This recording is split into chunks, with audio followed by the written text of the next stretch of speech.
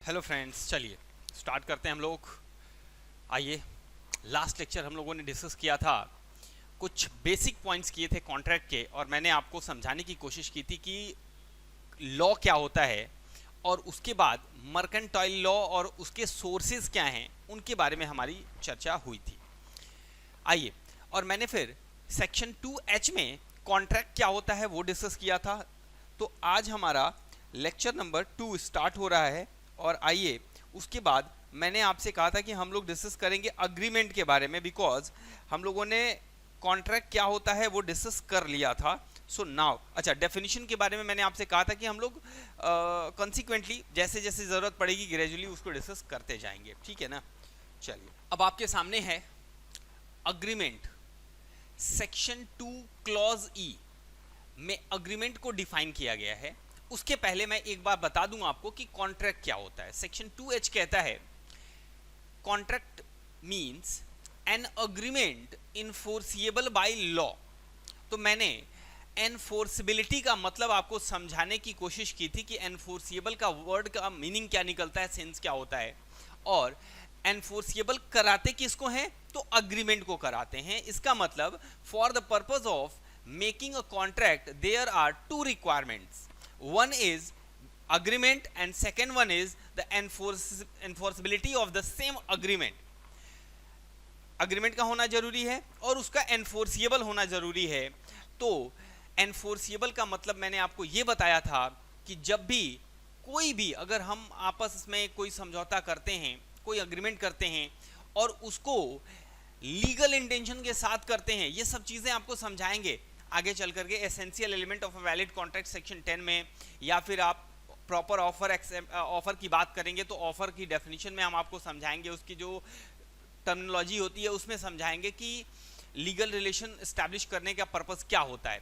तो जब भी हम किसी भी कॉन्ट्रैक्ट या अग्रीमेंट में एंटर करते हैं, वहां हमारा इंटेंशन होता है कि सामने वाली पार्टी को लीगली बाउंड करना, और उस मुद्दे पर हम उसको कोर्ट तक घसीट सकते हैं, कोर्ट में लेके जा सकते हैं, तो उसे हम बोलेंगे कि ये एनफोर्सिएबल बाय लॉ है।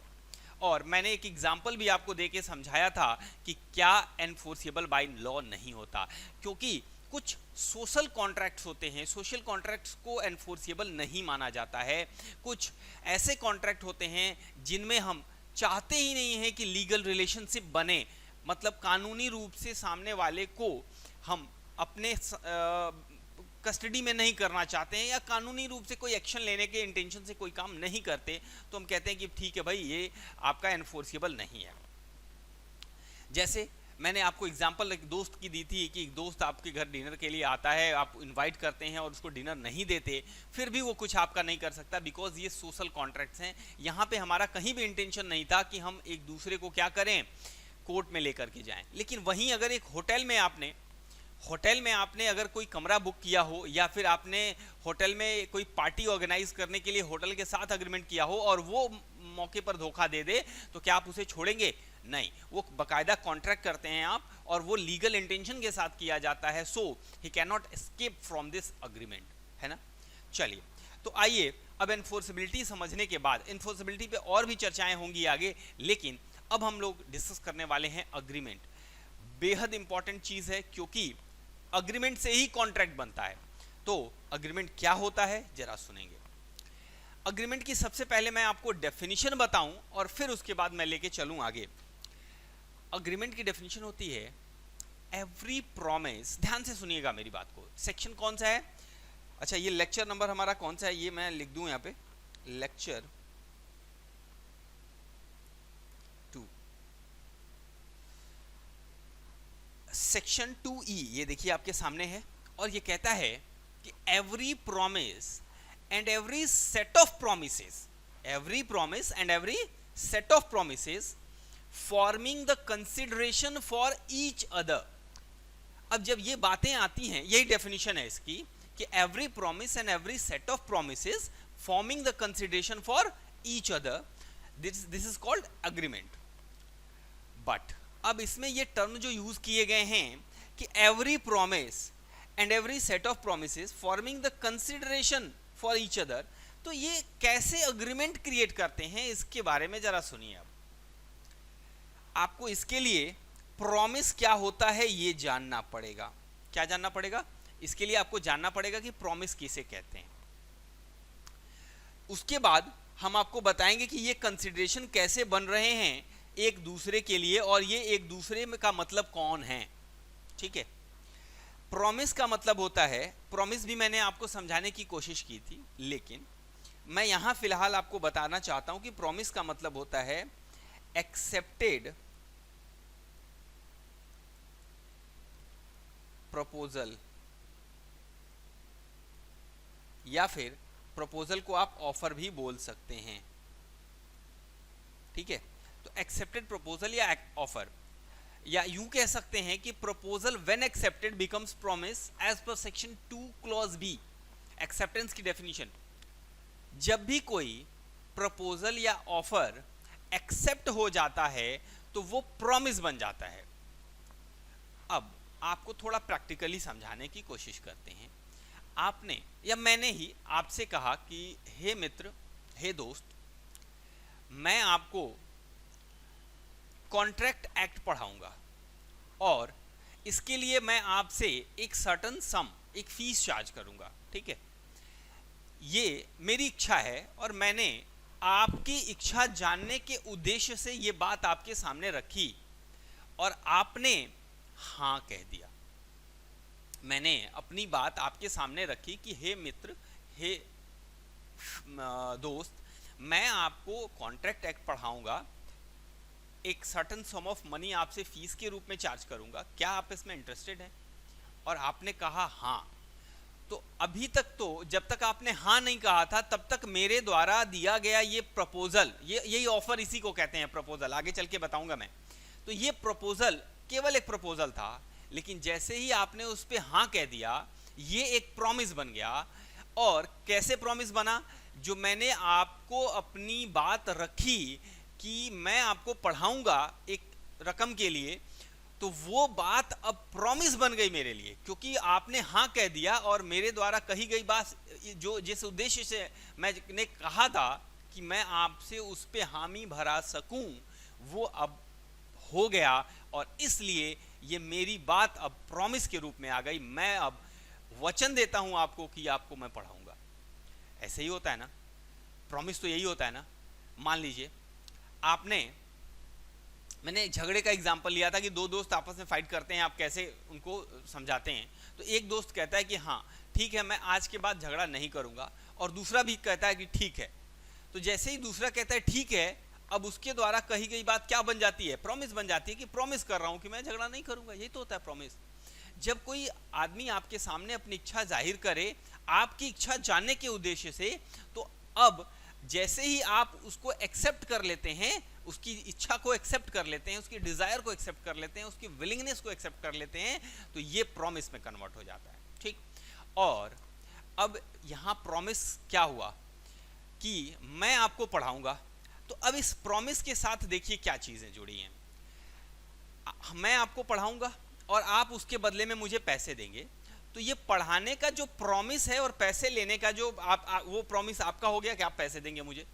तो ये कुल मिलाकर के एक सब्जेक्ट मैटर हो गया जो एक दूसरे के लिए प्रतिफल हो गया। प्रतिफल का मतलब होता है बदले में कुछ ना कुछ। आप मुझे पैसे देंगे तो मैं आपको पढ़ाऊंगा, एक दूसरे का ये कंसिडरेशन बन रहा है। तो जब ये कंसिडरेशन एक दूसरे के लिए बनते हैं, प्रोमिसेस, तो इसी को हम कहते हैं अग्रीमेंट। केवल प्रॉमिस होना जरूरी नहीं है, लेकिन जब ये प्रॉमिस मैं अपने आप से प्रॉमिस कर लूं, मैं अपने आप को वचन दे दूं, आज मैं कसम खाता हूं कि कल से मैं सुबह 4 बजे उठ जाऊंगा, क्या एक प्रॉमिस है ये? बोलिए जी नहीं, ये सेल्फ प्रॉमिस है। ये दूसरे के साथ प्रॉमिस नहीं हुआ, ये सेल्फ प्रॉमिस है। लेकिन मैं यही बात आपके सामने कहता हूं कि मैं आपको पढ़ाऊंगा इतने पैसे के लिए, क्या आप पढ़ना चाहेंगे? और आपने कहा हाँ, तो अब ये हमारा कॉन्ट्रैक्ट एक्ट का प्रॉमिस बन गया। और ये अगर एक दूसरे के लिए कंसिडरेशन है, मतलब एक दूसरे को कुछ ना कुछ इसमें मिल रहा है या एक दूसरे की तरफ से कुछ ना कुछ जा रहा है। मेरी तरफ से आपको पढ़ाने का प्रॉमिस जा रहा है, आप मुझे पैसा देने का प्रॉमिस कर रहे हैं, और ये एक दूसरे के लिए कंसिडरेशन बन रहा है, इसलिए इसे हम अग्रीमेंट बोलेंगे। और ये केवल अग्रीमेंट है, ये केवल अग्रीमेंट है, ये केवल अग्रीमेंट है। और जब तक ये एनफोर्सिएबल नहीं होता है तब तक ये कॉन्ट्रैक्ट नहीं बनेगा। अब मान लीजिए अगर मैं आपको नहीं पढ़ाता हूं तो क्या आप कोर्ट में मेरे खिलाफ केस कर सकते हैं? जी हाँ। क्या आप पैसे नहीं देते हैं तो मैं आपके खिलाफ केस कर सकता हूं? जी हाँ। तो अगर हम लोग लीगली इसको देखना चाहते हैं कि भाई कानूनी रूप से ये बिल्कुल कोर्ट में जाने लायक मुद्दा हो तो एनफोर्सिएबल बाय लॉ है, तो डेफिनेटली ये एक कॉन्ट्रैक्ट है, ठीक है। लेकिन हाँ, अगर आपस में आप एक फादर कहते हैं एक बेटे को कि बेटा मैं तुमको कल 10 रुपए दे दूंगा, अगले दिन नहीं देते, क्या बेटा जाएगा कोर्ट में केस कर देगा? क्या इस इंटेंशन के साथ फादर ने कहा था? नहीं, ये कोर्ट में नहीं जा सकता, इसलिए एनफोर्सिएबल नहीं है। अग्रीमेंट तो है लेकिन एनफोर्सिएबल नहीं है, ठीक है। आइए, तो every promise and every set of promises, अब यहां पे समझ में आया सेट ऑफ प्रोमिसेस का मतलब क्या है कि हो सकता है कि मैं एक से ज्यादा प्रॉमिस करूं आपसे कि मैं आपको पढ़ाऊंगा भी, साथ में बुक्स भी दूंगा, ये भी हो सकता है। तो सेट ऑफ प्रोमिसेस भी हो सकते हैं कई सारे जो कंसिडरेशन बन रहे हैं एक दूसरे के लिए, तो इन्हें हम क्या बोलेंगे? अग्रीमेंट या समझौता कह सकते हैं। अब प्रॉमिस किसे कहते हैं जरा देखिए, सेक्शन 2B में जो एक्सेप्टेंस की डेफिनेशन है, जब कोई व्यक्ति अपनी इच्छा किसी के सामने रखता है उसकी इच्छा जानने के उद्देश्य से, तो अगर वो सामने वाले ने एक्सेप्ट कर लिया तो कहा जाता है कि ये एक्सेप्टेंस है, और जैसे ही एक्सेप्टेंस होती है वो इच्छा जो होती है ना वो प्रॉमिस में बदल जाती है ना। एक बहुत छोटा सा एग्जांपल मैं लेना चाहता हूं। एक व्यक्ति है जो एक अपने फीमेल पार्टनर बोलिए या फ्रेंड बोलिए, उससे ये कहता है कि I want marry you, I want marry you. अब इसे क्या बोलेंगे आप? प्रपोजल बोलेंगे। वो अंगूठी लेकर के ऐसे जो स्टाइल में होता है ना, वो कौन सी स्टाइल होती है, वो फ्रेंच स्टाइल या जो भी हो, अब पता नहीं, मुझे जानकारी नहीं, मैं ऐसा करता नहीं हूँ। तो इस स्टाइल में अगर वो उसको कहता है कि आई वांट मैरी यू, मैं आपके साथ विवाह करना चाहता हूँ, क्या ये प्रपोजल है? सोच के बताइए। जी नहीं, बिल्कुल नहीं। जब तक आप आपने अपनी इच्छा जाहिर की उसके सामने, लेकिन जब ये इच्छा आप जाहिर करते हैं उसकी इच्छा के जानने के उद्देश्य से, तब ये ऑफर बनता है या प्रपोजल बनता है। सुनिएगा जरा, अगर आप ये कहते हैं कि I want to marry you, will you marry me, अब जाकर के ये क्या बना? एक प्रपोजल या एक ऑफर बना। केवल अपनी इच्छा जाहिर कर देना प्रपोजल नहीं होता। जब आप अपनी इच्छा जाहिर करते हैं सामने वाले की इच्छा जानने के उद्देश्य से, मन में ये रहता है कि उससे भी पूछें कि वो क्या चाहता है। आप दुकान पे जाके कहते हैं कि मैं एक कलम खरीदना चाहता हूं, और सामने वाला बेचना नहीं चाहता है, क्या ये प्रपोजल है? नहीं है। आप ये बोलते हैं कि मैं एक कलम खरीदना चाहता हूं 5 रुपए में, क्या आप बेचेंगे? अब ये क्या बना? ऑफर बना, और वो कह देता है हाँ, तो अब ये एक्सेप्टेंस हो गई, और एक्सेप्टेंस हो गई तो ये प्रॉमिस बन गया। प्रॉमिस अगर कंसिडरेशन फॉर ईच अदर है, और डेफिनेटली ये अग्रीमेंट में कन्वर्ट हो गया, और अगर एनफोर्सिएबल बाय लॉ है तो ये कॉन्ट्रैक्ट बन गया, ठीक है। तो आइए, when the person to whom, वो व्यक्ति जिसको हमने प्रपोजल दिया, proposal is made, signifies his assent, और उसने अपनी सहमति दे दी उस पर, thereto the proposal is said to be accepted, कहा जाएगा कि वो प्रस्ताव या ऑफर या प्रपोजल उसने एक्सेप्ट कर लिया। And proposal when accepted becomes a contract. Contract बोलना ज्यादा ठीक नहीं रहेगा, अभी यहां पे मैं इसको थोड़ा काट करके लिखना चाहता हूं, प्रॉमिस, ठीक है। और ये प्रोमिसेस जनरली अग्रीमेंट में कन्वर्ट हो जाते हैं, किसमें? ये अग्रीमेंट में कन्वर्ट हो जाते हैं, और जैसे ही ये अग्रीमेंट में कन्वर्ट होते हैं, इफ एनफोर्सिएबल, तो फिर ये बन जाते हैं क्या? कॉन्ट्रैक्ट। क्या बात समझ में आई? ओके। तो देखिए कॉन्ट्रैक्ट का मतलब क्या निकला कि प्रपोजल जैसे ही एक्सेप्ट होता है वो क्या बन जाता है? वो बन जाता है एक अग्रीमेंट। एक्सेप्टेंस के बाद वो एग्रीमेंट बन गया। लेकिन क्या एनफोर्सिएबल है या नहीं, ये देखना पड़ेगा। तो अगर कोई पूछे आपसे कि भाई कॉन्ट्रैक्ट किसे कहते हैं, तो दो चीजें, एक तो अग्रीमेंट, और अग्रीमेंट कैसे बनता है? तो प्रपोजल एक्सेप्ट होने पे। प्रपोजल क्या होता है वो आगे चल करके हम आपको बहुत बढ़िया से बताएंगे, लेकिन मैंने एग्जाम्पल के रूप में आपको रख दिया आपके सामने। चलिए, ये दो बातें हो गई। अब आपको एक एग्जाम्पल और यहाँ पे हम दिखा देते हैं। X offers to sell his car for rupees 1 lakh to Y. X अपनी कार को 1 लाख रुपए में Y को बेचना चाहता है। Y एक्सेप्ट कर लेता है इस ऑफर को। This offer after acceptance becomes promise. जैसे ही वो एक्सेप्ट हुआ वो क्या बन गया, promise. And this promise is treated as agreement. ये इसको हम क्या बोलेंगे, केवल अग्रीमेंट बोलेंगे। लेकिन an agreement consist of an offer by one party and it is acceptance by other party. तो अग्रीमेंट में एक ऑफर एक व्यक्ति देता है और सामने वाली पार्टी उसको एक्सेप्ट करती है, और जैसे ही वो एक्सेप्टेंस होता है इमीडिएटली वो अग्रीमेंट में कन्वर्ट हो जाता है, और यदि वो एनफोर्सिएबल बाय लॉ है तो वो कॉन्ट्रैक्ट बनेगा। व्हेन वी से, जब हम कहते हैं कि एक्सेप्टेड प्रपोजल या ऑफर क्रिएटिंग लीगल रिलेशनशिप और enforceable by law is a contract in ordinary sense, it raises another point how a person will accept an offer proposal. एक नया क्वेश्चन उठ जाता है कि कैसे एक व्यक्ति प्रपोजल या ऑफर को एक्सेप्ट करता है। बड़ा सिंपल सा आंसर है इसका कि यदि दोनों लोग, ध्यान से सुनिएगा, दोनों लोग एक ही चीज पर एक ही तरह से सोच रहे हैं तभी वो एक कॉन्ट्रैक्ट बनेगा। जैसे मान लीजिए मैंने आपको कहा कि मैं आपको कॉन्ट्रैक्ट पढ़ा दूंगा, ठीक, मैं आपको कॉन्ट्रैक्ट पढ़ा दूंगा। अब यहां पे दो बातें निकल रही हैं। कॉन्ट्रैक्ट पढ़ा दूंगा क्या क्या मतलब, इसका मतलब ये लिख दिया मैंने कॉन्ट्रैक्ट, यहां पे ये लिखा हुआ है, मान लीजिए ये कॉन्ट्रैक्ट लिखा हुआ है, मैं आपको पढ़ा दूंगा, CONTRACT, ये कॉन्ट्रैक्ट मैंने पढ़ा दिया आपको, खत्म। मेरा मतलब ये था, लेकिन आपने क्या सोचा कि मैं पूरे कॉन्ट्रैक्ट एक्ट की बात कर रहा हूं। हे भगवान, ये तो दोनों लोगों ने एक ही वर्ड को अलग अलग सेंस में समझ लिया, ठीक है। मैंने आपको कहा कि मेरे पास एक मारुति की गाड़ी है, और आपने कहा ठीक है मैं खरीदूंगा। मैंने कहा कि 1 लाख में मुझे बेचनी है। अब मैंने आपको जब मारुति की गाड़ी बताई तो आपने समझ लिया कि वो मारुति 800 है, लेकिन मेरे पास थी मारुति की ऑल्टो या कोई और वर्जन थी। लेकिन अब मारुति हम खरीदने बेचने का तो कॉन्ट्रैक्ट कर लिया, आप कुछ और सोच रहे थे, हम कुछ और बता रहे थे। क्या हम लोगों के दिमाग एक जैसे मिल रहे? नहीं मिल रहे, एक जैसे नहीं मिल रहे। और इसे हम कहते हैं आइडेंटिटी ऑफ माइंड, दिमाग का मिलना।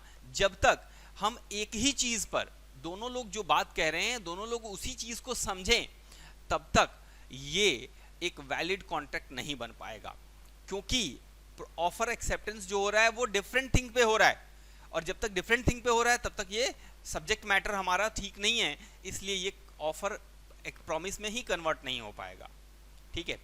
तो आइडेंटिटी ऑफ माइंड होना बहुत जरूरी है, और इसके लिए एक लैटिन मैक्सिम है, consensus ad idem. Consensus ad idem, इसका मतलब होता है same thing in a same sense, same thing in a same sense. जैसा हम आपको जो बताना चाहते हैं उसी सेंस में आप उसको समझ रहे हैं, तो फिर हमारे द्वारा दिया गया प्रपोजल ऑफर आपके द्वारा अगर एक्सेप्ट कर लिया जा रहा है, इसका मतलब आइडेंटिटी ऑफ माइंड भी है, और ये प्रॉमिस हो गया। और प्रॉमिस अगर कन्वर्ट हो जाता है किसमें, अग्रीमेंट बन गया, और अग्रीमेंट एनफोर्सिएबल है तो कॉन्ट्रैक्ट बन गया, ठीक है। तो आइए, यही बात यहां लिखी है कि answer is when he consented to it. Consented का मतलब होता है सहमत होना, और in other words there must be consensus ad idem, meeting of mind of both the parties to the contract. The essence of agreement और in turn contract is meeting of mind of the parties. तो contract बनने का सबसे महत्वपूर्ण जो element है वो है आइडेंटिटी ऑफ माइंड, दोनों लोगों का दिमाग मिलना एक जैसे। Parties to an agreement must have agreed upon the subject in the same sense and at the same time. Unless there is consensus ad idem, there cannot be any contract. जब तक consensus ad idem नहीं होगा तब तक कोई भी contract बन नहीं पाएगा, ठीक है। ओके, अब चलिए आगे बढ़ते हैं। अब वो एग्जाम्पल देखिए जरा जो दिया हुआ है। A had two motor cars, Maruti Alto and Maruti 800. He intends to sell Maruti 800 to B. वो चाहता है, दो गाड़ियां खड़ी हैं, Maruti 800 भी है और Maruti Alto भी है, और दोनों एक जैसे एक साथ खड़ी हैं। अब B आता है और B को वो कहता है कि मैं अपनी गाड़ी बेचना चाहता हूँ। अब वो क्या बोल रहा है, बट बी थॉट, बी को लगा कि he is selling Maruti Alto and agrees to his proposal since there is no meeting of mind, क्योंकि वो क्या बेचना चाहता था, मारुति 800, और वो क्या सोच रहा था, मारुति ऑल्टो। तो no meeting of mind, consensus ad idem नहीं है, both understood the same transaction differently, there is no consensus ad item, that's why there is no promise, there is no agreement, there is no contract. okay okay तो अब यहां से एक नई बात आती है सामने, एक नई चीज जन्म लेती है कि सर फिर क्या सारे के सारे अग्रीमेंट अगर बन जाते हैं तो क्या वो कॉन्ट्रैक्ट बन जाएंगे? नहीं। आपने देखा, आपके सामने एक एग्जांपल है हमारे पास कि अग्रीमेंट तक तो पहुंच गए, इवन यहां तो अग्रीमेंट भी नहीं बना क्योंकि कंसेंसस एड आइटम था ही नहीं, लेकिन बहुत सारे ऐसे कॉन्ट्रैक्ट होते हैं जो अग्रीमेंट तक पहुंच जाते हैं लेकिन कॉन्ट्रैक्ट में कन्वर्ट नहीं हो पाते। क्यों? देखिए, मैंने जो आपको एग्जाम्पल दिया था आपके डिनर पार्टी का, याद करिए, उसके साथ साथ मैं एक केस भी आपको बता देता हूं, बाल्फर वर्सेस बाल्फर का। आगे चल करके इस केस को डिस्कस करेंगे हम लोग, थोड़ा सा हिंट दे देता हूं मैं। एक व्यक्ति ने अपनी वाइफ से कहा, वाइफ को कुछ खर्चे के लिए मंथली पेमेंट करने का प्रॉमिस कर लिया उसने कहा कि हम तुमको हर महीने 30 पाउंड्स भेजते रहेंगे, कुछ देते रहेंगे पैसे, ताकि तुम सरवाइव कर सको, तुम्हारे खर्चे मीट आउट हो सके। वो तो कह दिया, वाइफ ने इसको सीरियसली ले लिया कि अब तो मुझे इतने पैसे मिलने हैं। कुछ दिन तक डेफिनेटली हस्बैंड लॉयल रहा और उसने पेमेंट किया, वो दिया, बहुत ईमानदार आदमी था। लेकिन कुछ दिन बाद, कुछ महीने बाद वो पेमेंट ना कर सका, सबसे बड़ा अपराध किया उसने। और वाइफ का गुस्सा आप जानते होंगे, वाइफ गुस्से में आ गई और वाइफ ने केस कर दिया उसके ऊपर, कोर्ट में जाकर के केस कर दिया कि हमारे हस्बैंड ने मुझसे कहा था कि वो हमें मंथली खर्चे देते रहेंगे लेकिन उन्होंने खर्चे दिए नहीं, अब हम चाहते हैं कि वो इकट्ठा वसूली हो उनसे। और बड़ा सेंसिटिव बन गया केस ये। तो कोर्ट में गया मामला, कोर्ट ने देखा, समझा और कोर्ट ने डिसीजन दे दिया किसके पक्ष में? हाँ, हस्बैंड के, वाइफ के नहीं, हस्बैंड के पक्ष में। और कहा कि इन्होंने अगर आपको पैसे नहीं दिए हैं तो कोई प्रॉब्लम नहीं है, आप उनसे रिकवरी नहीं कर सकती हैं। क्यों? ऐसा क्यों? क्योंकि अब देखिए हुआ क्या, ये एक डोमेस्टिक अग्रीमेंट है, ये आपस में, अब बेड पे दो लोग हैं, बैठे हुए हैं, हस्बैंड वाइफ बातें कर रहे हैं, अचानक उसने कुछ कह दिया। अब ये क्या दोनों लोगों ने ये सोच करके बातें की थी कि अगर वो पेमेंट नहीं करेंगे तो हम उनको कोर्ट में घसीटेंगे? क्या ये सोच करके वाइफ ने कहा होगा? नहीं। तो फिर इसका मतलब लीगल इंटेंशन नहीं था उनका। ये बाल्फर वर्सेस बाल्फर का केस है, तो अब लीगल इंटेंशन नहीं था, तो इसका मतलब ये हुआ कि अब यहाँ पर वो कॉन्ट्रैक्ट नहीं बन पाया, because it is not enforceable by law. Court में आप नहीं जा सकते और कानून इसको प्रवर्तनी नहीं कराएगा, एनफोर्स नहीं करेगा, इसलिए ये मुद्दा ही खत्म हो जाता है और फिर हस्बैंड को कोई पैसा देना नहीं पड़ा, है ना। तो देखिए, कुछ ऐसे कॉन्ट्रैक्ट होते हैं जो अग्रीमेंट तक जा करके अपनी सांसें तोड़ देते हैं, नहीं अब मैं कॉन्ट्रैक्ट नहीं बन पाऊंगा, क्या करूं मैं। लेकिन जितने कॉन्ट्रैक्ट बन जाते हैं, इसका मतलब वो सारे के सारे अग्रीमेंट तो होंगे ना, बिना अग्रीमेंट के तो कॉन्ट्रैक्ट नहीं बने होंगे। तो इसी पे एक लाइन लिख दी गई, एक स्टेटमेंट तैयार किया गया कि every agreement is not a contract but every contract is agreement. ठीक है, ओके सर। तो इंपॉर्टेंट नोट यहां पे दी हुई है आपके लिए। इस नोट में क्या लिखा हुआ है? इसमें यही बात लिखी हुई है कि all contracts are agreement but all agreements are not contract. क्या मेरी बात समझ में आ गई आपको? और उसी चीज को नीचे समझाया गया है कि an agreement to become a contract must give rise to the legal obligation. मतलब दोनों लोग लीगल इंटेंशन के साथ अगर कॉन्ट्रैक्ट करते हैं, अग्रीमेंट करते हैं, तो ही वो एक कॉन्ट्रैक्ट में कन्वर्ट हो पाएंगे। कॉन्ट्रैक्ट नहीं, अग्रीमेंट करते हैं या प्रपोजल ऑफर एक्सेप्ट करते हैं। If an agreement is incapable to be enforced by law, it remains only agreement and not a contract. तो तो एनफोर्सिबल बाय लॉ नहीं है तो कॉन्ट्रैक्ट नहीं बन पाएगा। Such as social agreement, social agreement जो होते हैं वो कॉन्ट्रैक्ट नहीं होते हैं। जैसे एग्जांपल के लिए हस्बैंड ने, देखिए मैं यहाँ पे दे दे रहा हूँ एग्जांपल है वो, वाइफ से 30 पाउंड देने के लिए बात की थी हर मंथ, लेकिन वो अनएनफोर्सिबल है, ऐसे जैसे parties never intended to it to be attended by the legal obligation, मतलब वो दोनों नहीं चाहते थे कि कानूनी कार्रवाई आपस में करें, तो इस इंटेंशन के साथ था नहीं ये। अच्छा, ये बात कहाँ से निकल गई? आपके भी मन में आ रहा होगा कि सर हो सकता है कि वाइफ ना मन में रखी हो कि अगर वो नहीं पैसा देता है तो हम उससे रिकवर करेंगे। ऐसा नहीं होता, ये प्रिजम्पशन है हमारी कि जो सोशल एग्रीमेंट्स होते हैं, जो घर के घरेलू एग्रीमेंट होते हैं, डोमेस्टिक एग्रीमेंट होते हैं, उनमें लीगल इंटेंशन नहीं होता है। ये प्रिजम्पशन है आपकी, ये मान के चलना पड़ेगा। लेकिन हाँ, बहुत सारी सिचुएशन में जब डाइवर्स का केस होता है तो वहाँ पे तो होता है ना, तो कोर्ट स्पेशली देता है उसको, और साथ में अग्रीमेंट होता है इस इंटेंशन के साथ कि अगर उन्होंने नहीं पे किया तो फिर हम कोर्ट में लेके आएंगे, तो वो अलग मामला है। लेकिन बाकी जनरली, जैसे मान लीजिए अगर वाइफ ने कहा कि मुझे साड़ी ला दो, अब हस्बैंड ने कहा ठीक है ले आ देंगे, 2 दिन बाद पता चला साड़ी नहीं आई, हस्बैंड गए जेल, ऐसा होगा क्या? नहीं होगा, क्योंकि सोशल डोमेस्टिक एग्रीमेंट है, ठीक है। नहीं तो हस्बैंड्स की तो खैर नहीं थी। चलिए, मेरी सिंपैथी पूरी है वाइब्स के साथ, लेकिन क्या करूं मैं। चलिए, अच्छा दूसरा, पहला सोशल एग्रीमेंट हो गया, दूसरा क्या है? अग्रीमेंट विदाउट लीगल इंटेंशन, मतलब हमारा हम इवन अग्रीमेंट तो कर रहे हैं, वो उसका कोई प्रिजम्पशन नहीं है कि वो अनएनफोर्सिबल हो गया या लॉ लीगली एनफोर्सिबल नहीं है, ऐसा कोई इंटेंशन नहीं है। लेकिन फिर भी हम लोग जानबूझ करके कह रहे हैं कि भाई देखो, ऐसे केस में हम लोग आपस में जो भी अग्रीमेंट कर रहे हैं इसको हम कोर्ट में लेके नहीं जाएंगे। तो आपस में जब हम कह रहे हैं तो फिर प्रॉब्लम कहाँ है? तो फिर लीगल इंटेंशन नहीं होगा, आपस में लिखित में कर ले रहे हैं।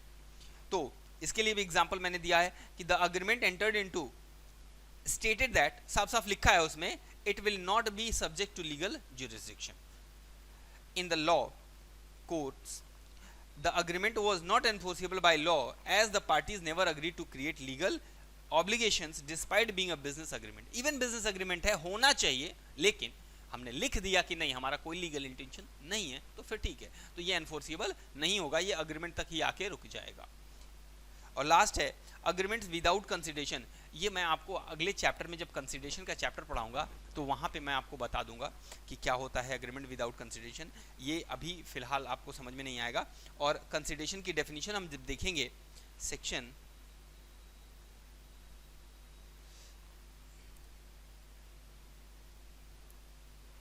2D, ठीक है, सेक्शन 2D में हम लोग डिस्कस करेंगे जब कंसिडरेशन को, तो वहां पे मैं आपको फिर से समझा दूंगा कि अग्रीमेंट विदाउट कंसिडरेशन क्या है, ठीक है। फिलहाल ये समझ लीजिए कि बिना कंसिडरेशन के अग्रीमेंट जो होते हैं वो केवल अग्रीमेंट होते हैं, कॉन्ट्रैक्ट नहीं बन पाते। चलिए, आर अग्रीमेंट, ये यहाँ पे दिया हुआ है क्लियर कट, आर अग्रीमेंट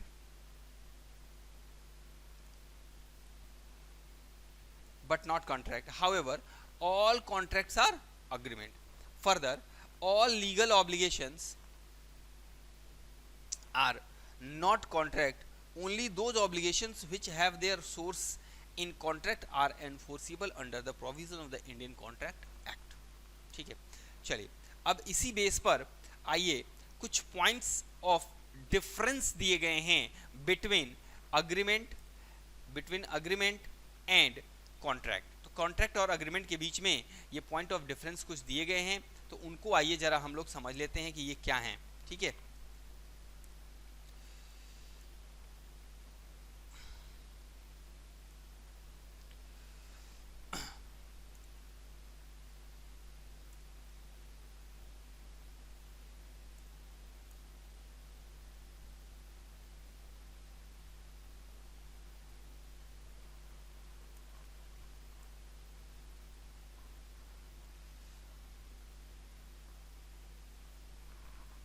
चलिए, थोड़ा टाइम लग रहा है लेकिन कोई बात नहीं, आराम से चलते हैं हम लोग। अग्रीमेंट और कॉन्ट्रैक्ट, सबसे पहला है डेफिनेशन। तो डेफिनेशन अग्रीमेंट की क्या मैंने बताई अभी थोड़ी देर पहले आपको, सेक्शन 2 क्लॉज ई में, every promise and every set of promises forming the consideration for each other is an agreement. But what is contract? Section 2 clause H में कहा गया कि कॉन्ट्रैक्ट का मतलब होता है an agreement enforceable by law. अगर कोई अग्रीमेंट है जो एनफोर्सिबल बाय लॉ है वो कॉन्ट्रैक्ट कहलाएगा। क्या कहलाएगा? वो एक कॉन्ट्रैक्ट कहलाएगा। अब बात होती है फॉर्मेशन की। अब आइए फॉर्मेशन की बात करते हैं। बताइए एक अग्रीमेंट कैसे बनता है? भाई प्रपोजल जैसे ही एक्सेप्ट होता है वो एक दूसरे के लिए कंसिडरेशन प्रॉमिस बन जाता है, और प्रॉमिस क्या है? एक दूसरे के लिए कंसिडरेशन है, इसलिए वो अग्रीमेंट में कन्वर्ट हो जाता है। इवन इसके लिए ना कुछ लिंकेज भी दी जाती है। कहा जाता है कि जैसे अगर एक बारूद से भरी ट्रेन को माचिस लगाते ही वो ब्लास्ट कर जाएगी, वैसे ही एक ऑफर को या प्रपोजल को एक्सेप्टेंस देना है। जैसे बारूद से भरी ट्रेन को ये लाइट मैच जो होती है ना माचिस, उससे आग दिखाना हल्का सा, जो जितना खतरनाक है उतना ही खतरनाक एक प्रपोजल को एक्सेप्टेंस देना है। जैसे ही आप आग लगाएंगे ट्रेन ब्लास्ट, जैसे ही आप एक्सेप्टेंस देंगे वो प्रॉमिस में कन्वर्ट हो जाएगा और आप बच नहीं सकते। बात समझ आ रही है? तो फॉर्मेशन में आप देख सकते हैं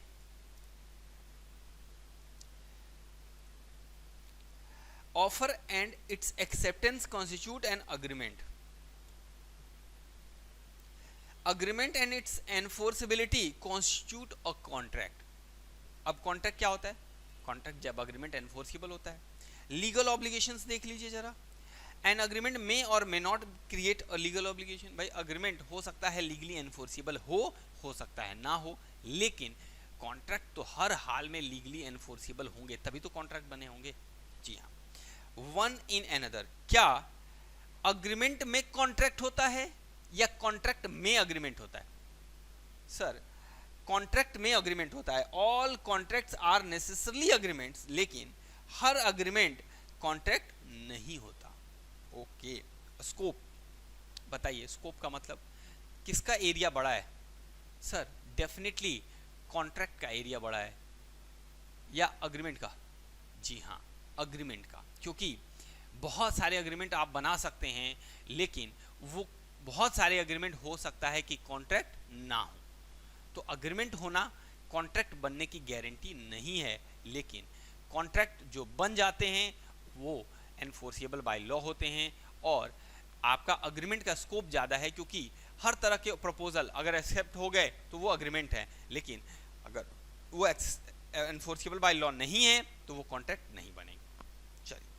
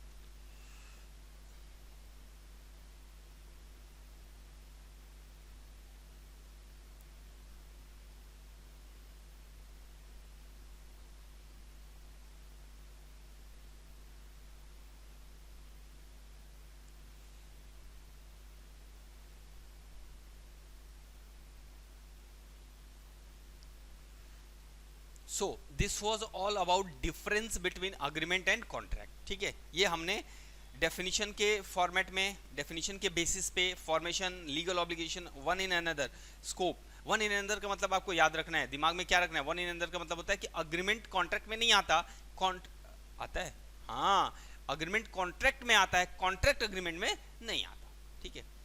चलिए अब आते हैं, बढ़ते हैं आगे की ओर, अब अपने नेक्स्ट टॉपिक पे चलते हैं। सेक्शन 10 क्या है? सेक्शन 10 ये क्या कहता है? सेक्शन 10 जरा सुनेंगे। Essential elements of a valid contract. एक वैलिड कॉन्ट्रैक्ट के क्या क्या एसेंशियल एलिमेंट्स होते हैं, क्या आवश्यक तत्व होते हैं, कौन से ऐसे बिंदु होते हैं जो एक कॉन्ट्रैक्ट को बनाने के लिए आवश्यक हैं, तो उनका समझना यहाँ जरूरी है आपको।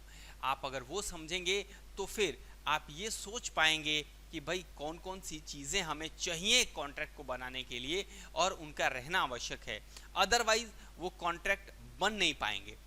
तो बहुत इंपॉर्टेंट पॉइंट है, बहुत ध्यान से सुनेंगे आप, ठीक है, ओके। इसीलिए इसका नाम रखा गया है इसेंशियल कॉन्ट्रैक्ट। इसेंशियल का मतलब होता है बिना इनके कॉन्ट्रैक्ट के बारे में सोचना बेकार है। क्या है? बेकार है। चलिए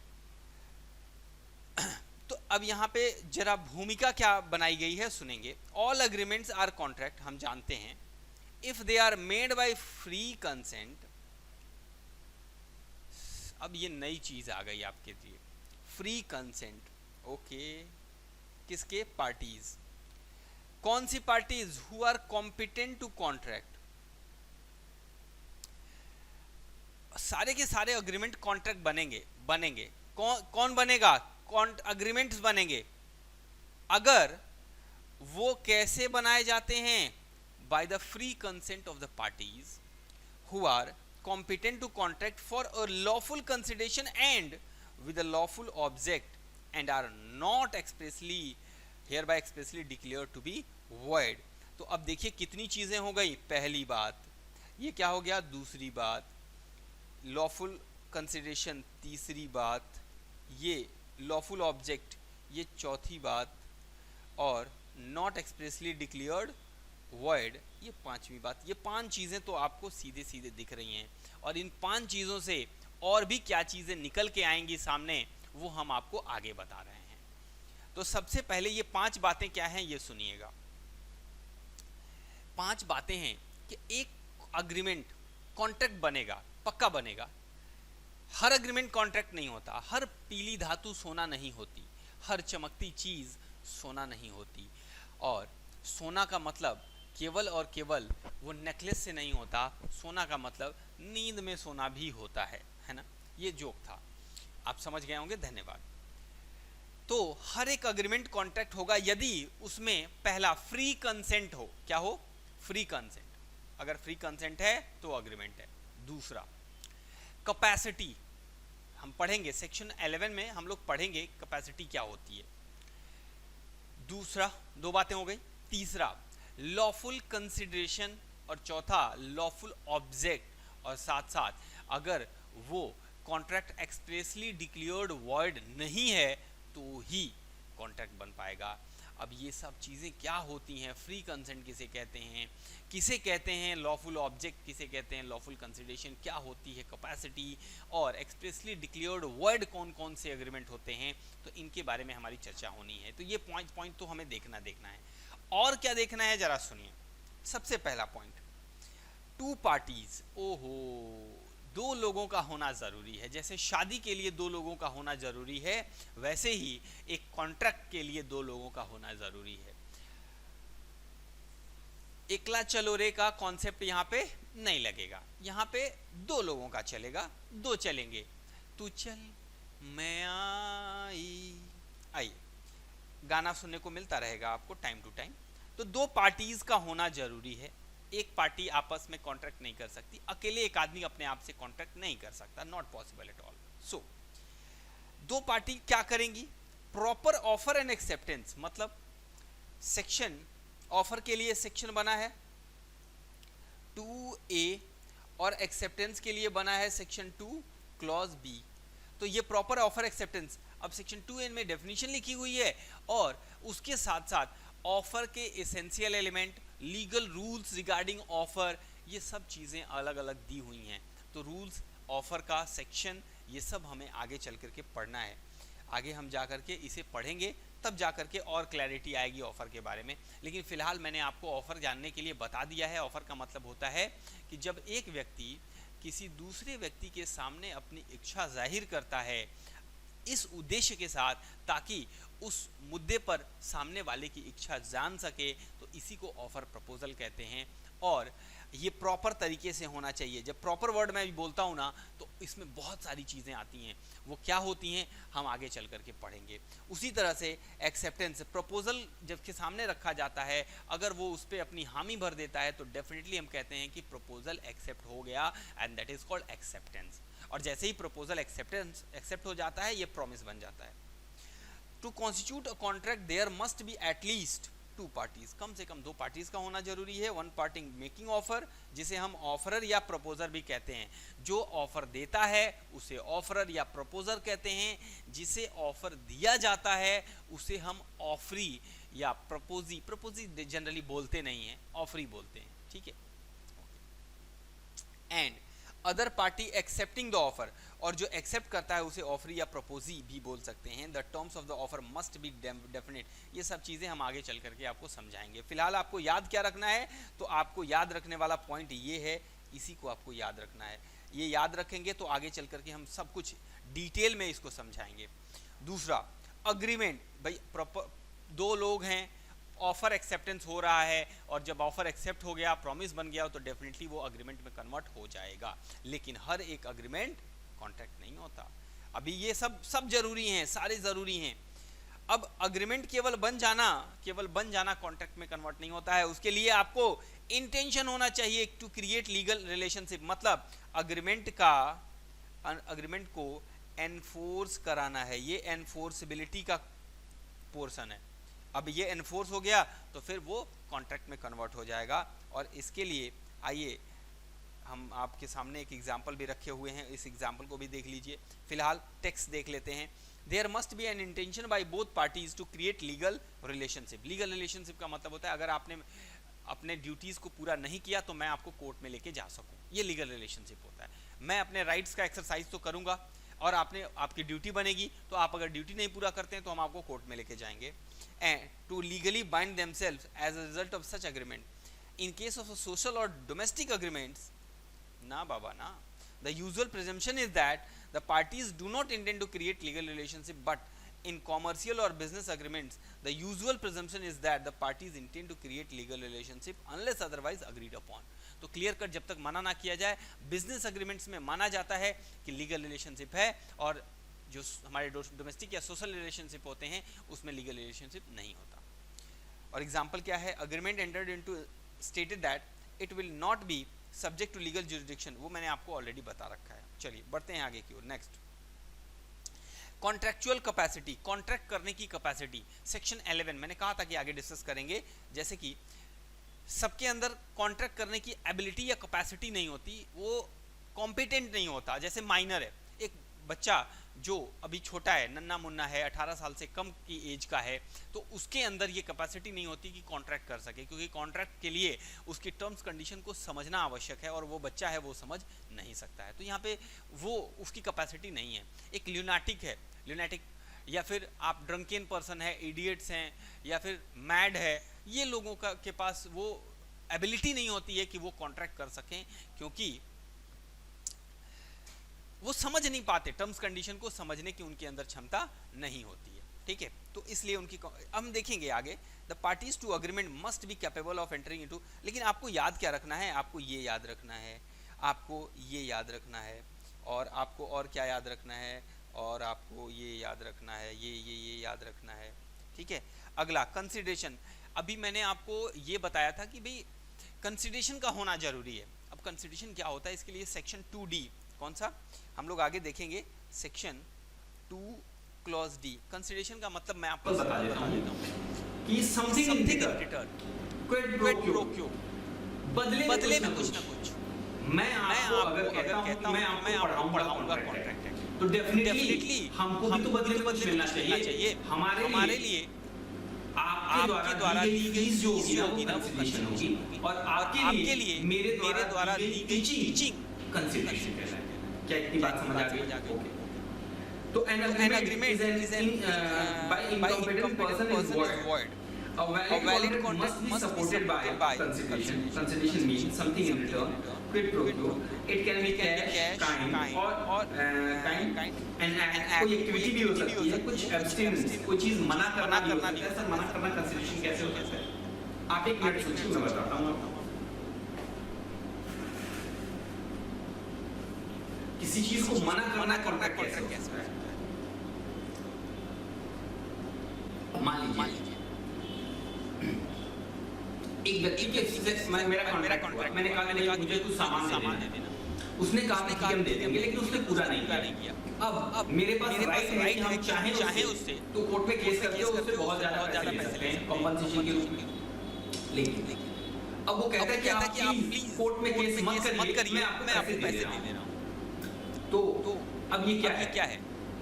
कोर्ट में केस मेरा राइट है, कोर्ट में केस करके बहुत सारे पैसे ले सकता हूं, लेकिन कोर्ट में केस ना करने के बदले में मुझे कुछ पैसे दे रहा है, तो वो कंसीडरेशन। कोर्ट में केस ना करना, एब्स्टिनेंस का मतलब रोकना, या आगे चल के एग्जांपल मैं आपको तो रोक रहा है, उसके बदले में मुझे कंसीडरेशन वो पैसे दे रहा है।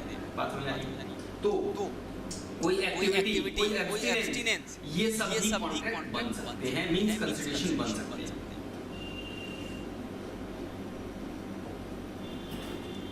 कंसीडरेशन जो होता है वो पास्ट, प्रेजेंट या फ्यूचर भी हो सकता है। पास्ट कंसीडरेशन, प्रेजेंट कंसीडरेशन और फ्यूचर। अब ये क्या होते हैं, कैसे होते हैं, इनको मैं कंसीडरेशन के चैप्टर में प्रॉपर्ली डील करूंगा आपके साथ, क्योंकि यहाँ पे मैं फिर दोबारा जाकर कोई मतलब नहीं है। और हाँ, लेकिन आपको याद क्या रखना है वो मैं बता दे रहा हूँ कि एसेंशियल एलिमेंट में कंसीडरेशन भी एक पोर्शन था, और ये केवल कंसीडरेशन मत बोलिए, इसे आप lawful consideration, ठीक है? However, consideration must be real and lawful, and agreement without consideration is void. Void मतलब होता है बेकार, व्यर्थ, जिसका कोई अर्थ ना हो, कोई महत्व ना हो।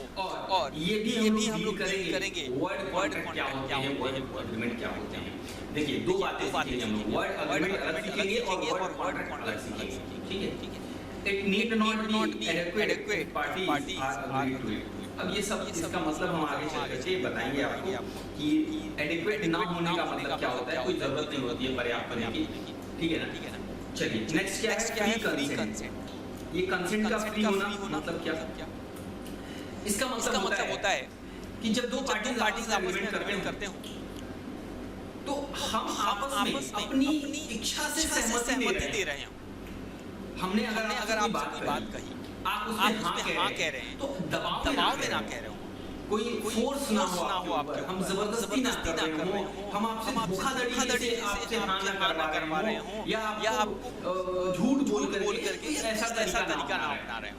तो अगर दोनों लोग अपने मन से खुश होकर के और फ्रीली हाँ कह रहे हैं, तो फिर इसका मतलब ये कॉन्ट्रैक्ट बनेगा। लेकिन अगर वहाँ आपराधिक दबाव मतलब कोएर्सन, धमकी हो, तो फिर ये फ्री नहीं है। इरादा हमारा हम जो सहमति दे रहे हैं वो मुफ्त नहीं है या फ्री नहीं है या बिना किसी रुकावट के नहीं है। भाई अब बंदूक लगा के कहेंगे कि मानो तो मानना पड़ेगा, तो फ्री थोड़ी है, हम अपनी खुली इच्छा से थोड़ी कर रहे हैं, ठीक है? दूसरा अंडर इन्फ्लुएंस, एक होता है ना अपने स्टेटस का किसी के ऊपर जताना, मैं डॉक्टर हूँ, हम बहुत मैंने आपने एहसान किया, मैं टीचर हूँ, मैंने एहसान किया है, आप ये बात मान जाइए। तो ऐसा नहीं होना चाहिए, फ्रॉड नहीं होना चाहिए, कोई मिसरिप्रेजेंटेशन ना हो, कोई मिस्टेक ना हो, ये सब चीजें नहीं होनी चाहिए। तो parties are said to be in consent when they are agree upon the same thing in the same sense, और इसे हम consensus agreement कहते हैं, ये हम लोग जानते हैं, ठीक है? लेकिन जो मैंने आपको समझाया कि in addition to it, to constitute a valid contract, there must be free and genuine consent। genuine consent होना चाहिए, दबाव नहीं होना चाहिए। और वो दबाव वाले कारण क्या हैं? parties to the contract. Consent is said to be free if it is not be obtained by misrepresentation, fraud, coercion, undue influence, mistake. ये सब हम आगे चल करके डिस्कस करेंगे. Section 15, 16, 17 सब करेंगे.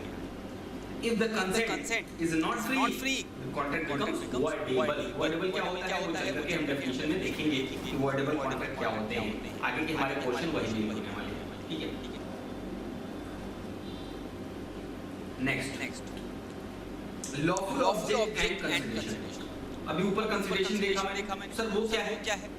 और ये क्या है? वहाँ ये कहा गया कि कंसिडरेशन का होना जरूरी है और यहाँ कहा गया कि उसका लॉफुल होना जरूरी है.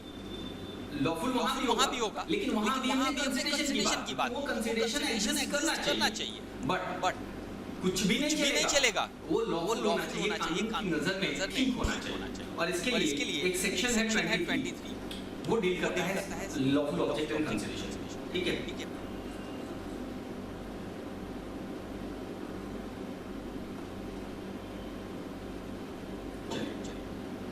और लास्ट में 2-3 पॉइंट्स हैं. Agreement not declared void. बहुत सारे ऐसे एग्रीमेंट होते हैं जो एक्सप्रेसली डिक्लेयर्ड वर्ड होते हैं. तो ऐसा कोई अग्रीमेंट ना हो जो एक्सप्रेसली डिक्लेयर्ड वर्ड हो. Under the provision of the Indian Contract Act 1970, certain agreements are expressly declared as void. Agreements which have been expressly declared void are not enforceable at law, hence does not constitute a valid contract. एक valid contract बनाने के लिए वही contract आप वही agreement बनाइए जो कानून के द्वारा एक्सप्रेसली डिक्लेयर्ड वर्ड ना हो. मतलब उनको कानून के द्वारा कहा गया हो कि आप ऐसे कॉन्ट्रैक्ट नहीं बना सकते. अगर ऐसा कहा गया है तो फिर आप ऐसे कॉन्ट्रैक्ट बनाएंगे. साफ बनाए. जैसे wagering agreements, agreement registered of trade and marriage. ये क्या होता है? वेगरिंग क्या होता है? सट्टेबाजी वाले के कॉन्ट्रैक्ट होते हैं. वो गवर्नमेंट मना करती है कि इस तरह के एग्रीमेंट मत करिए. रेस्ट्रेंट ऑफ ट्रेड एक ऐसा एग्रीमेंट करते हैं जिसमें किसी के व्यापार को रोकने के लिए आप एग्रीमेंट कर रहे हैं. ना गलत है. ऐसा एग्रीमेंट नहीं कर सकते. किसी के मैरिज शादी ना शुभ काम बेचारा कितना खुश है और उसको रोकने के लिए आप एग्रीमेंट कर रहे हैं. बताइए अच्छा एग्रीमेंट है? नहीं. इस तरह के कॉन्ट्रैक्ट मना है, आप नहीं कर सकते. Certainty of meaning. आपको याद क्या करना है? ये याद करना है. ये आपको ये याद करना है. Certainty of meaning. अब सर्टेनिटी ऑफ मीनिंग क्या होती है? देखिए जैसे मैंने कहा ना आइडेंटिटी ऑफ माइंड. दिमाग का मिलना जरूरी. जो मैं सोच रहा हूँ, जो मैं बोल रहा हूँ वही आप समझ रहे हैं. तभी हमारा दिमाग मिल रहा है. हम कुछ और बोल रहे हैं, आप कुछ और समझ रहे हैं. तो फिर कैसे होगा? तो मीनिंग भी सर्टेन होनी चाहिए. जैसे मैंने अगर कहा कि मैं आपको ऑयल सप्लाई करूंगा. अब ऑयल का मतलब कौन सा ऑयल? मस्टर्ड ऑयल या ईटेबल या फिर आप पेट्रोल ऑयल, डीजल ऑयल और कोई है ना. बहुत सारे क्या मीनिंग सर्टेन है? नहीं है. तो जब भी कॉन्ट्रैक्ट उसमें जो सब्जेक्ट मैटर हो उसकी meaning certain. The term of the agreement must be certain and not vague. Vague का मतलब होता है अस्पष्ट, unclear, अस्पष्ट. ऐसे लिखते हैं ना, अस्पष्ट या unclear बोलिए आप सीधे. तो not vague का मतलब स्पष्ट. जब not वर्ड लग जाएगा तो ये क्लियर हो जाएगा. दोनों एक साथ बोलेंगे तो क्लियर हो जाएगा. ठीक है. चलिए. It must be either certain or uncertain at the time of execution. या तो होना चाहिए certain या फिर हम uncertain कर सकते हैं. If it is not possible to ascertain the meaning of the agreement, it is not enforceable at the law. अब सवाल उठा सर, इसमें भी बहुत सारे सवाल उठते हैं. इस पे भी एग्जाम्पल्स मैं आपको देता हूँ. हो सकता है वो एग्जाम्पल्स आपके एग्जाम में भी हैं. मान लीजिए अगर मैंने ये कहा कि ऑयल मैं आपको सप्लाई करूंगा या अपने दुकान पे आप हमसे बोलेंगे हमको ऑयल चाहिए. तो मैंने क्या किया? मस्टर्ड ऑयल भेज दिया. आपको चाहिए था क्या? Kerosene oil. अब सवाल ये होगा कि जब मीनिंग ही सर्टेन नहीं है तो कॉन्ट्रैक्ट बना नहीं बना. तो क्लियर कट बोल के जाइए. अब आप जाएंगे कहेंगे कि हमें सप्लाई नहीं किया. अरे भाई क्या सप्लाई करें? हमको जो समझ में आया वो भेज दिया. जब मीनिंग ही सर्टेन है कॉन्ट्रैक्ट नहीं बना, आप मेरे ऊपर केस नहीं कर सकते या फिर उस केस का कोई रिजल्ट नहीं है. लेकिन मेरा काम केवल ऑयल में ही डील करना है। और कौन से? Mustard oil. और आपने मुझसे कहा कि मुझे ऑयल सेल किया, तो बताइए मैं कैसे केरोसिन ऑयल सेल कर सकता हूँ? तब तो इसका मतलब मीनिंग सर्टेन है ना कि मैं जिसमें डील करता हूँ वही आप मांगे हो। ठीक है, इसमें आपका कोई बात ही नहीं। लेकिन मैं 3-4 ऑयल में डील करता हूँ और आपने कोई सर्टन नहीं किया, तो फिर प्रॉब्लम है, उसको सर्टन करिए या फिर ये कॉन्ट्रैक्ट बेकार हो जाएगा, ये एग्रीमेंट का कोई मतलब नहीं। Next possibility of performance. Possibility of performance का क्या मतलब होता है? क्या जो हम बातें डिस्कस कर रहे हैं, जिस पे हम एग्रीमेंट कर रहे हैं, वो पूरा हो पाना पॉसिबल है? अगर पॉसिबल होगा तो ही उस पे कॉन्ट्रैक्ट बनेगा, अदरवाइज नहीं बनेगा। अब ये कैसे होता है? एक आदमी कहता है कि हमको 1 लाख रुपए दीजिए, हम अभी आपको खजाना दे देंगे जादू से। अब बताइए क्या ये एग्रीमेंट है? बोलिए, क्या ये वैलिड है? नहीं है, ये पॉसिबल नहीं है। एक आदमी कहता है कि हमको 1 लाख रुपए आप दीजिए, हम समुद्र को ना तैर के पार कर देंगे, हम तारे तोड़ के ले आएंगे, है ना? जादू टोना, मरे हुए आदमी को जिंदा कर देंगे। अब ये क्या पॉसिबल है? इस तरह के एग्रीमेंट पॉसिबल नहीं होते हैं और इस तरह के एग्रीमेंट नहीं बनते हैं। मतलब एग्रीमेंट वही बनेंगे जिनके होने की पॉसिबिलिटी हो। ठीक है, The promise made under a valid contract must be executable, जिनको execute किया जा सके, and agreement to do some impossible act is void from the beginning and never converted into a contract. मतलब ये void from beginning, इसको हम लोग कभी-कभी कहते हैं void ab initio, मतलब शुरू से ही हुआ, मतलब उसका मतलब ही नहीं है स्टार्टिंग से ही बेकार है, तो उसको कहते हैं void ab initio। ये लैटिन मैक्सिम है, ये हमारे देश की भाषा नहीं है। void ab initio इसका मतलब होता है void from beginning। अब ये अंग्रेजी हो गई नॉर्मल। नेक्स्ट है लीगल फॉर्मेलिटी। तो बहुत सारे ऐसे एग्रीमेंट होते हैं जिसमें कुछ लीगल फॉर्मेलिटीज की रिक्वायरमेंट होती है और बिना उन लीगल फॉर्मेलिटीज को पूरा किए आप कॉन्ट्रैक्ट नहीं कर सकते हैं, या फिर उस कॉन्ट्रैक्ट का कोई एग्जिस्टेंस नहीं होता। जैसे जब प्रॉपर्टी खरीदी बेची जाती है तो वहां पर एक रिटन एग्रीमेंट होता है। अगर आपने रिटन एग्रीमेंट नहीं किया है, रिटन कॉन्ट्रैक्ट नहीं किया है, तो वो प्रॉपर्टी ट्रांसफर नहीं होगी, वो कॉन्ट्रैक्ट बेकार है। ठीक है, क्योंकि उसकी रिक्वायरमेंट है ट्रांसफर ऑफ प्रॉपर्टी, कहता है कि वो लिखित होना चाहिए, रिटन में होना चाहिए, है ना? तो वो टेक्निकल वर्क है उसका। ऑल्दो यद्यपि Indian contract does not provide any formality to enter into contract. हां, इंडियन कॉन्ट्रैक्ट नहीं लिखा है कि क्या फॉर्मेलिटी किसके लिए होनी चाहिए, लेकिन हां अलग-अलग एक्ट्स जो बने हुए हैं उनमें ये बात कही गई। तो हां, यहाँ पे therefore contract may be expressed oral or written या even implied by conduct। implied क्या होते हैं, oral या express contract क्या होते हैं, आगे चल के टाइप ऑफ कॉन्ट्रैक्ट में हम देखेंगे। However, where the law requires for a particular contract, it must comply with all the legal formalities such as in writing, registration and attestation। तो बहुत सारे ऐसी चीजें होती हैं जिसमें लिखित होने की जरूरत होती है, उनका रजिस्ट्रेशन होने की जरूरत होती है, अटेस्टेशन की जरूरत होती है। अगर नहीं है, फॉर्मेलिटी पूरी नहीं हुई है, तो फिर वो एग्रीमेंट बनेगा ही नहीं, कॉन्ट्रैक्ट बनेगा ही नहीं। जैसे under the provision of immovable property act, उसमें क्या लिखा है? Contract of immovable property must be written. अच्छा, मैंने ट्रांसफर ऑफ प्रॉपर्टी बोल दिया, सॉरी, इमूवेबल प्रॉपर्टी एक्ट और मस्ट बी रिटन। उसमें लिखा है कि इमूवेबल प्रॉपर्टी ट्रांसफर होने के लिए लिखित होना जरूरी है, रजिस्टर्ड होना जरूरी है एंड ड्यूली स्टैम्प होना जरूरी है। और अगर ऐसा नहीं है तो फिर वो एनफोर्सेबल बाय लॉ नहीं है। These are the formalities which are required to be complied with for the purpose of converting an agreement into a contract. Otherwise that will not be converted into a contract. And these all the points have been in section 10. Section 10 is the very important section which just says about the compilation of the contract। कैसे contract में क्या-क्या चीजें होनी चाहिए, क्या comply होना चाहिए, क्या चीजें इंक्लूड होती है, शामिल क्या होती है, वो सारी बातें बताता है। और वो कहता है कि एसेंशियल एलिमेंट्स हैं ये, इनका होना बेहद आवश्यक है। कोई भी एक पॉइंट निकाल लीजिए इसमें से, कोई भी एक पॉइंट निकाल लीजिए और वो अगर मौजूद नहीं है तो हम कॉन्ट्रैक्ट नहीं बना सकते। मान लीजिए for example possibility of performance को ही उठा लीजिए, आप कहिए कि वो कॉन्ट्रैक्ट होना पॉसिबल नहीं है, तो फिर पॉसिबल नहीं है तो कॉन्ट्रैक्ट बनेगा ही। कोई एक पॉइंट अगर मौजूद नहीं है यहाँ पे, certainty of meaning he certain नहीं है, तो भी कॉन्ट्रैक्ट करेगा। लीगल फॉर्मेलिटी रिक्वायर्ड है, रिटर्न रजिस्टर्ड और साथ स्टैंपिंग होना जरूरी है, लेकिन आपने नहीं किया, तो फिर कॉन्ट्रैक्ट नहीं बनेगा। ठीक है, तो ये सारी चीजें कितने ये 10 से 11 पॉइंट्स थे जिनको हम लोगों ने देखा, और ये सारे पॉइंट्स हमारे बहुत जरूरी है सेक्शन 10 के लिए। Essential element of value contract बार-बार मैं बोल रहा हूँ क्योंकि ये दिमाग में रखना है आपको। दो पार्टीज प्रॉपर ऑफर करें, उसके साथ अग्रीमेंट का होना जरूरी है। बिना अग्रीमेंट का कॉन्ट्रैक्ट नहीं बनेगा, तो लॉफुल अग्रीमेंट होना चाहिए, intention to create legal obligation होना चाहिए, साथ कॉन्ट्रैक्चुअल कैपेसिटी होनी चाहिए सेक्शन 11 में, और कंसीडरेशन का भी होना जरूरी है। कंसीडरेशन एग्जिस्ट करना चाहिए, और आगे चल के ये भी देखेंगे कंसीडरेशन का लॉफुल होना भी ऑब्जेक्ट के साथ सेक्शन 23 में।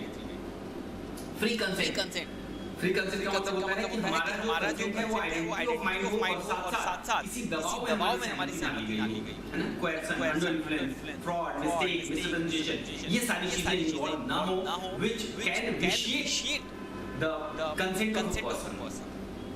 विशिएट मतलब होता है दूषित करना। लॉफुल ऑब्जेक्ट कंसीडरेशन होना चाहिए, अग्रीमेंट नॉट डिक्लेयर्ड वॉइड। बहुत सारे ऐसे एग्रीमेंट होते हैं जो स्पेशली डिक्लेयर्ड वॉइड है, जैसे मैंने एग्जांपल दिया था vagary contract, restaurant of marriage, restaurant of trade, और बहुत सारे हम आपको बताएंगे आगे करके कि ये चीजें जो होती हैं वो आपके एक एक्सप्रेसली डिक्लेयर्ड वर्ड होती हैं। उसके बाद सर्टेनिटी ऑफ मीनिंग मैंने बताया, फिर possibility of performance and legal formalities, all these are required for the purpose of concluding of contract. ठीक है। अच्छा, अब इसके बाद हम लोगों को जो नेक्स्ट पॉइंट डिस्कस करना है that is types of contract. कितने तरह के कॉन्ट्रैक्ट होते हैं, इसके बारे में हमारी चर्चा होनी है। ठीक है, तो चलिए काफी खूबसूरत है चार्ट हमारा, और कितने तरह के कॉन्ट्रैक्ट बनेंगे वो हम देखेंगे नेक्स्ट लेक्चर में, और इनको भी डिस्कस करेंगे। क्या है इसमें वैलिड कॉन्ट्रैक्ट। जब वैलिड कॉन्ट्रैक्ट के बारे में पढ़ेंगे तो मैं आपको बताऊंगा कि ये सेक्शन 10 का कितना इंपॉर्टेंस है, इसीलिए मैं यहाँ पे कोट कर दे रहा हूँ सेक्शन 10।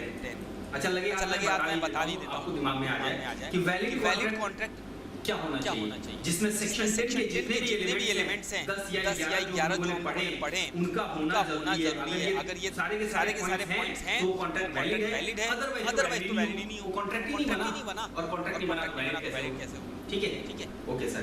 तो चलिए स्टॉप कर लेते हैं यहाँ पे। नेक्स्ट लेक्चर में हम लोग देखेंगे टाइप्स ऑफ कॉन्ट्रैक्ट, और फिर उसके बाद या फिर टाइप्स ऑफ कॉन्ट्रैक्ट देखने से पहले खूब मुझे उम्मीद है कि हम लोग देख लें कि ऑफर और एक्सेप्टेंस, और ऑफर एक्सेप्टेंस जैसे ही पूरा हो जाएगा फिर समझ में आ जाएगा कि क्या होता है कॉन्ट्रैक्ट, और तब हम लोग कॉन्ट्रैक्ट टाइप ऑफ कॉन्ट्रैक्ट पढ़ेंगे तो ज़्यादा बेहतर होगा। तो चलिए हम देखते हैं दोनों में से कोई भी एक स्टार्ट करेंगे, या तो फिर कॉन्ट्रैक्ट पढ़ा लेंगे पहले, फिर ऑफर एक्सेप्टेंस करेंगे, या फिर ऑफर एक्सेप्टेंस पहले कर लेंगे, फिर कॉन्ट्रैक्ट करेंगे। जो भी होगा जैसा भी होगा हम लोग देख के चलेंगे, हर बात आपको समझ में आए। ये चीज़ याद रखिएगा, जितनी पॉइंट्स मैंने आपसे कहे कि आगे डिस्कस करेंगे, आप वरी मत करिएगा, बिल्कुल भी बॉदर मत करिएगा, घबराइएगा नहीं, हम लोग सबको डिस्कस करेंगे, कोई भी पॉइंट छूटने वाला नहीं है। हाँ, आपका काम है कि आप उनको लिंक करेंगे, जहाँ मैं जैसे बोल रहा हूँ कि आगे देखेंगे, तो जब हम देखेंगे तो पीछे से जाकर वहाँ लिंक करिएगा, ये आपकी जिम्मेदारी होगी। ठीक है, कहीं कोई प्रॉब्लम आएगी तो आप मुझसे कॉन्टैक्ट करिएगा। ठीक, चलिए stopping here, thank you so much.